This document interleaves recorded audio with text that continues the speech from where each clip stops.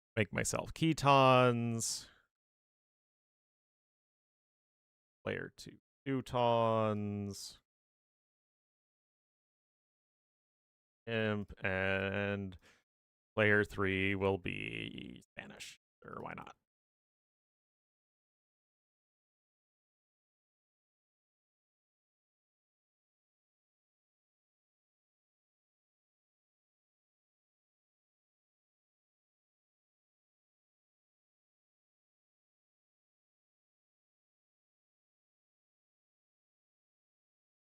Not produce them? I thought she hadn't produced them yet. Oh my god, it does block it. Okay, that's insane. That's like literally the worst matchup for a Rocket Cart Civ then. Like, that is just straight up awful. Rocket Carts ignore armor, guys, but they don't ignore armor of siege weapons, which I guess includes the extra melee armor you get here. Holy cow.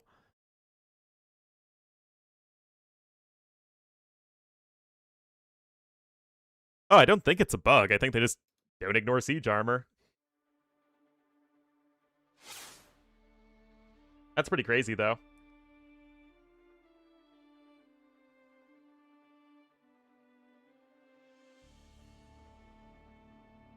SO always win.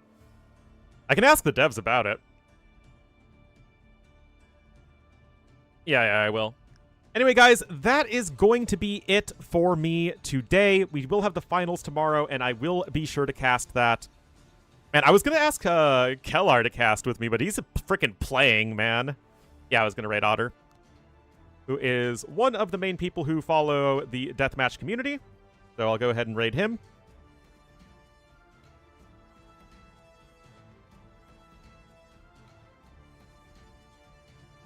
But thanks for watching, everybody. I'll see you tomorrow.